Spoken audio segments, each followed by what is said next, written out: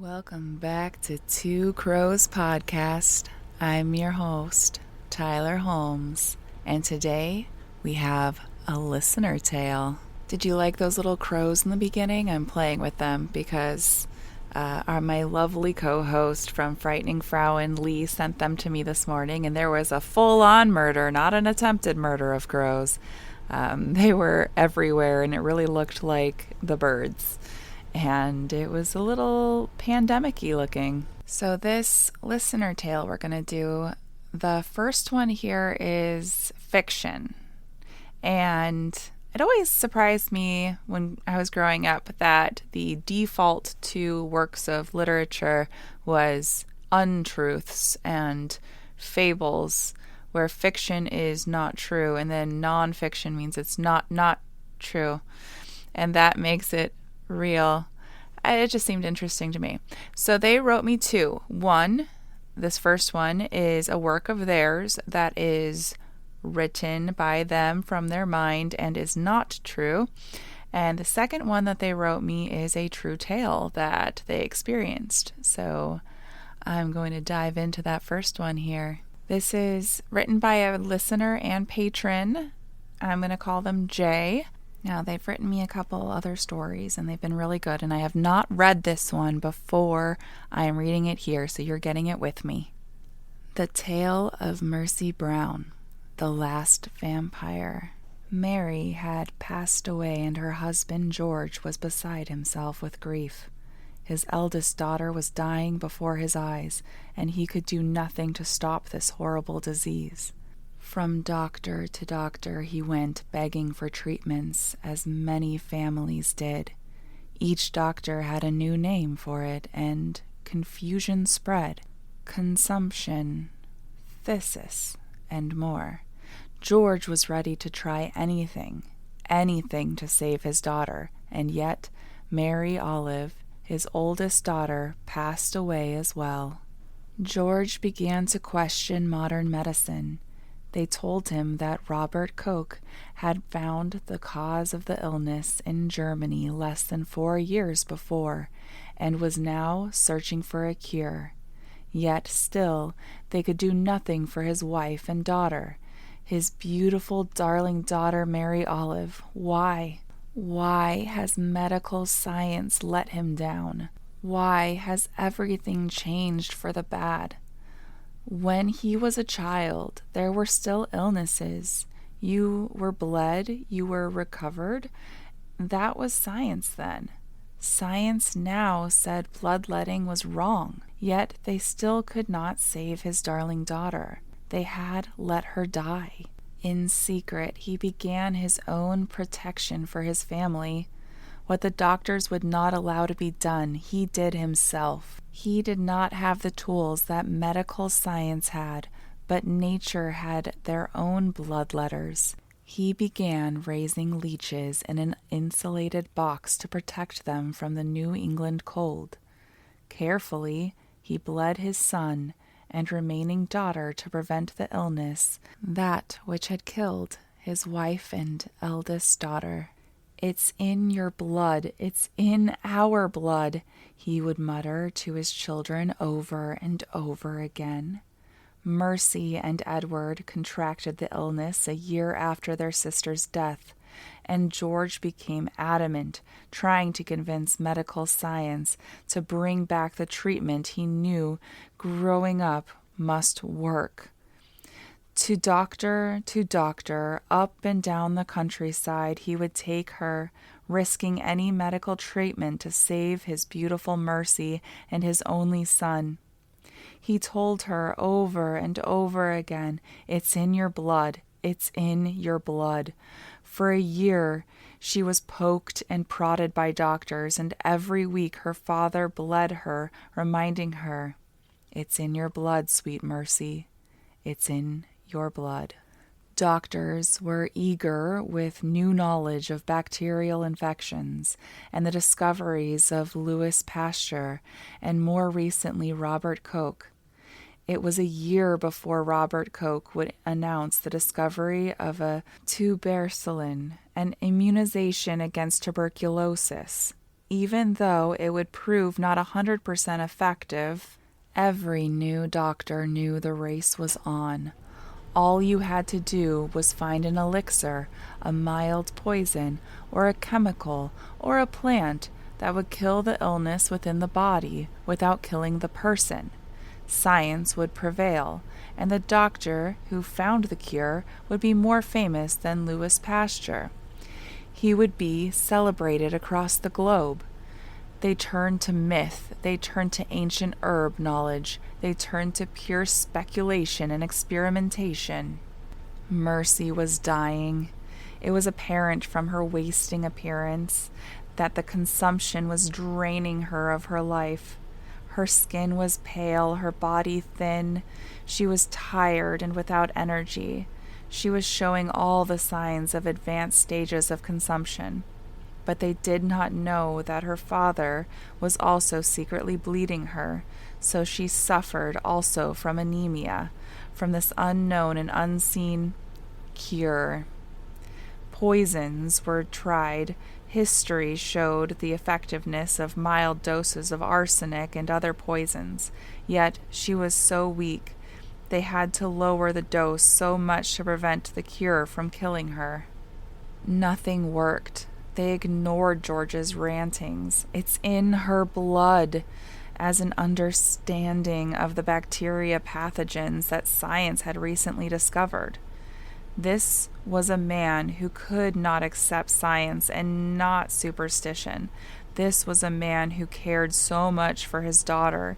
He would do anything to protect her and her brother. When the advanced signs of illness showed on George Brown's son, they sent him to a treatment camp in the Southwest in hopes of saving his life, and all medical experts turned their focus on Mercy.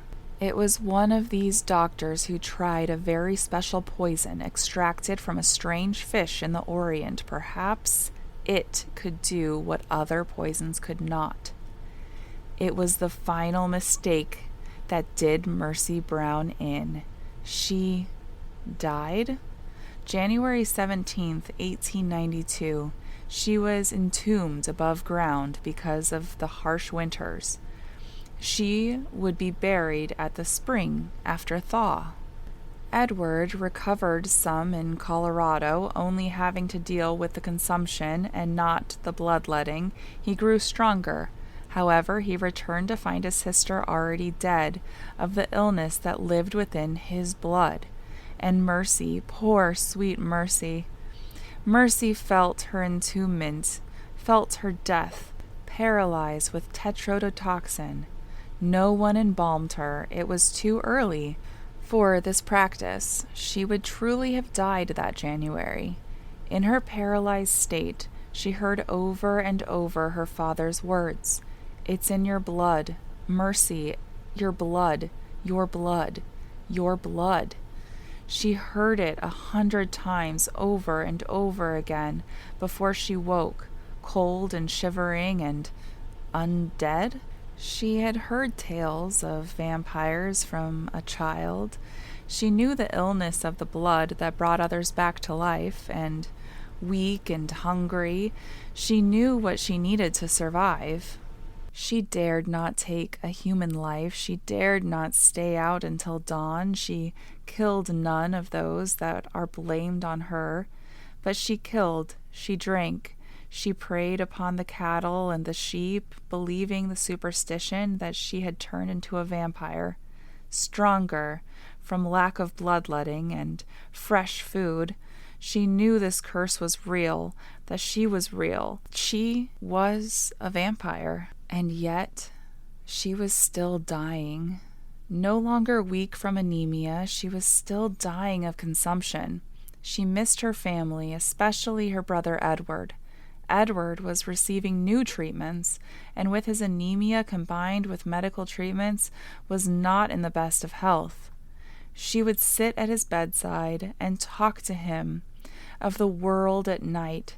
Edward remembered bits and pieces through his drug-addled mind, and superstition flared.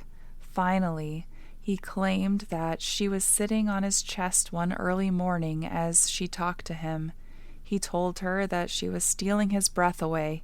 She cried all the way back to her tomb, afraid that her being a vampire was killing her brother, without even drinking his blood. She lay down in her crypt again, removing the extra clothing she stole to stay alive. She dressed again in her burial dress, and she cried and cried and cried for her brother until she had no tears left to cry. And upon the stone in which she was buried, she froze to death in the last chill before spring. She was buried, unseen and only days after her true death, in the ground, even as rumors flared. George believed Edward was seeing his sister, and superstition demanded they find the true cause of his illness. This was not consumption. Medical science was lying to him. His wife and his eldest daughter were exhumed. The bodies were decayed, proved they had died a normal death. But Mercy, Lord help Mercy. Mercy looked as if she had died recently. Her hair and nails had grown. There was still blood in the veins beneath the pallor of dead skin. She looked as if she had died less than a week ago, which she had, to save her brother Edward from her own fate. History tells what the village and her father did to the dead body of Mercy Brown, the vampire, that he, George Brown, had created. After all, everyone knows that every vampire must be fathered, and Mercy Brown, the last vampire, was definitely fathered by the superstitions of her own true father, George Brown. Now, I didn't read this before I read this here, which is very ironic because one of the stories that I'm working on right now is the actual myth of zombies and vampires brought on by the poison within pufferfish. And this is a historical fiction tale where they're not sure exactly why she was not decayed at all when they did bring her up. But they put this tale into effect of why she appeared to have only died moments before being brought up. She had not decayed at all. And it was thought that it was possibly the cold ground that kept her preserved. Others believe that she did wake up. And others believe that there's some other abnormality within the poisons that were put in her body that preserved her. So it's very interesting. If you look her up, this is a case that did really happen, but the myth behind it is what they're writing about, which is very entertaining as well as baffling and possibly true. So it is definitely something that I'm going to look further into. There's a lot of cases in South America that they believed that they were zombies and not vampires. So very interesting. And then there's also cases in other parts of the world that they believe that they're vampires, and it is brought on by the pufferfish venom or a similar venom that they were given as a medicine. So it's very fascinating that this is actually historical fiction. Thank you, Jay. I really, really appreciate this tale. I'm going to record your other one in a separate episode. I'm going to do a little bit of housekeeping now. So there was a news article that I saw and immediately thought of all of you. How to enter $1 million competition for recording extraterrestrial activity on your Ring device. I have Ring. I would love to catch some extraterrestrial activity and get paid $1 million. Ring is showing that their surveillance. I'm leaving this in there because you can see how long it actually takes me to record these because of my dyslexia. I have to try over and over again with some of these words and had to skip some of them in this story because my brain, I could do it when I wasn't recording myself or in my head, but out loud, the words just were not coming out. So I apologize, Jay, for any words that I skipped because I just could not. So it may sound polished and all sensual or whatever you want to say my voice is, but it is not like that the whole time I'm recording. And maybe I should do a live stream for Patreon of me recording sometime so you can see how long it actually takes and what it takes to go back, re-listen, see what I did wrong, and if I did say something wrong, and then re-record that part, because it does take quite a bit of editing and recording for these. My Frightening Frauen videos, we do it one take, you get what we get, and because there's two of us talking and it's back and forth, where this is just me talking and you don't want to hear me going blah, blah, blah, blah, between me having to reset my tongue to continue on recording. So, okay, back to the article. So Ring is showing that their surveillance camera record more than just suspicious human and animal activity. They're also ready to capture any extraterrestrial beings. Home security company has announced their $1 million search for extraterrestrials competition, where they encourage users to film an extraterrestrial sighting with their Ring device. The company announced Wednesday the contest, open only to Americans at least 18 years of age or older, is to capture unaltered scientific evidence of real extraterrestrial life forms with a Ring device. One winner will receive the grand prize of $1 million, awarded with $50,000 payments as a year for 2 decades. Hey, I will gladly take $50,000 a year. I would be able to pay most of my bills with that. Not my mortgage, but everything else. The company said customers all over the world capture life's unexpected and delightful moments through their Ring video doorbells and cameras. Now, you could be rewarded for catching an otherworldly sighting. Ring said in a press release, whether it's a video of an extraterrestrial walking or flying. Oh my gosh, I have the hiccups. I am so sorry. This is not the most sensual of my podcast episodes. I burped and edited that out. I probably should have left it in. Walking or flying up your driveway and asking for directions, or an unidentifiable life form exhibiting unusual and extraordinary behavior in your backyard. Submit your best footage. Videos must be submitted by November 3rd, 2023 at 11:59 p.m. No purchase is necessary to submit footage. I'm pretty sure a purchase is definitely warranted if you have a Ring camera. Maybe if someone gifted it to you. But I pay a subscription fee for my Ring camera to record and keep the footage. So I think that purchase is technically necessary. Yeah, and then it goes into the UFO briefing takeaways, how NASA hopes to shift UAP's talk from sensationalism to science. A space and extraterrestrial expert will review all video submissions that meet contest requirements and submission criteria to decide if the footage is undoubtedly evidence of an extraterrestrial life form, according to Ring.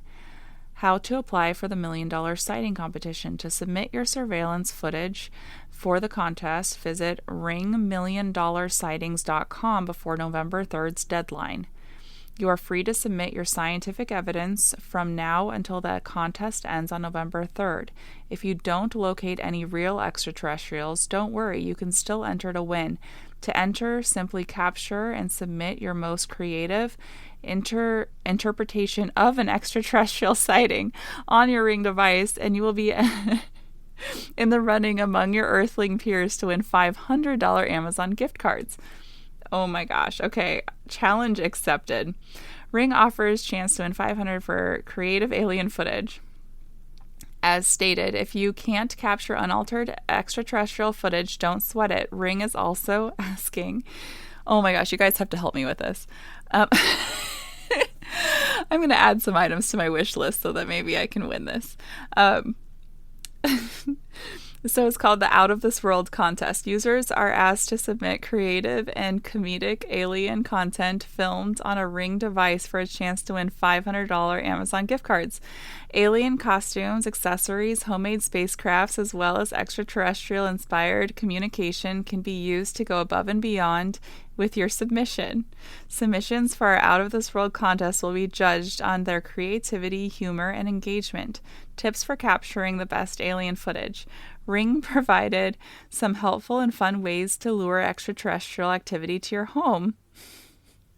So you need to add motion detection, smart lights, and make sure Ring cameras can detect what you see. Place security cameras inside and outside your home. Turn on Ring's alien quick replies that greet guests and intruders with intergalactic Halloween replies. I have not even seen that. I need to go on and look. Add alien decorations to disguise your home as a safe and private space for all species to live. This is wonderful. I am definitely going to try to submit some things for this competition. I didn't even know about that second part until I was reading this. I'm sorry, I got excited. I'm not sensual anymore. I am very excited about all of this extraterrestrial, there I go, saying it weird again, activity. I'm going to be the best alien ever for this contest and maybe win a $500 Amazon gift card because Mama needs some new clothes for her new job she just got. I am so thankful for all of you. I don't have any new patrons this week, but I appreciate all of my patrons that I have. I did add another tier because I was requested to do so by my patrons. So there is a $40 tier now. That one will get mail from me. This tier, I will be collecting things throughout my journeys while I'm making content, while I'm ghost hunting. And if you do want, if you're in the top 2 tiers and you do want a link to access my website as well, it is for 18 plus. So is my Patreon. You will get that content as well. So feel free to message me. Also, there is a Discord for members of my Patreon. And then if you are both mine and Lee's Patreon, let me know. I will add you in, even if you're not in the tier, to get to Discord. I believe it is the $10 tier and up. Might be the $5 tier and up. I'll have to look. But if you're in even our bottom tier for both of us, which is $5.50 a month between both of us, I will add you to the Discord. So just let me know and I'll confirm with Lee that you're in both of them and I will get you added. It's just beginning when I'm recording this, so bear with me. I've made all the little sections, but I want to make it fun and engaging and places that we can all communicate and get along together.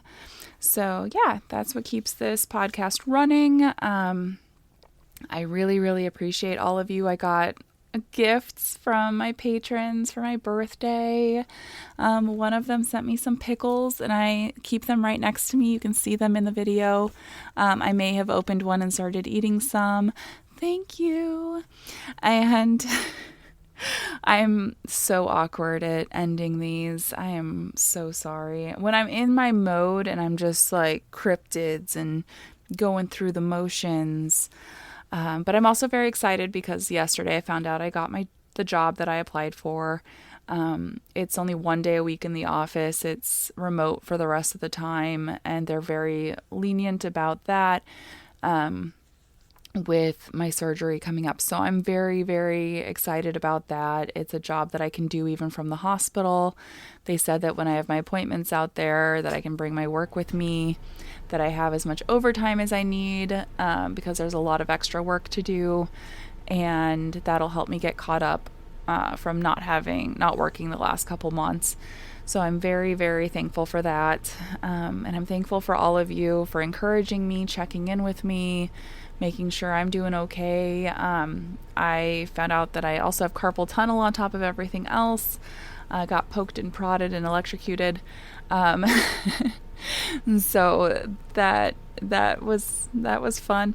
We're gonna try to put off surgery and do some other things like injections and physical therapy or occupational therapy for that, and try to not have to do surgery for that. But I do need surgery on my hips. My pre-op is the 17th of October. I'll find out when my surgery is, and then I need surgery on my sliding hiatal hernia. So every time I cough or throw up, as you guys know, I have gastroparesis. My stomach is going into my esophagus, and it's getting worse and worse and worse. So I had it tested a year ago, and it was not nearly as bad as it is now. So it's definitely progressing really quickly, and they want to get that taken care of. But if you have any stories that you would like me to read, if you have poetry, stories of paranormal things, ghosts, hauntings, just weirdness, feel free to email them to me. I put my email in the description. If you have anyone you would like to talk about on Frightening Frauen, or somebody that you would like us to interview, get a hold of me there as well, and we will set that up. And don't worry about having any fancy equipment. As long as you can log into Zoom, we can do that. If you feel that you have a story that you want to tell on my the Two Crows episodes, where it's just paranormal and weird stuff, I am looking for people to come on and do that as well. So yeah, I look forward to speaking with all of you and chatting with you and seeing you everywhere. And stay safe out there. Crow out.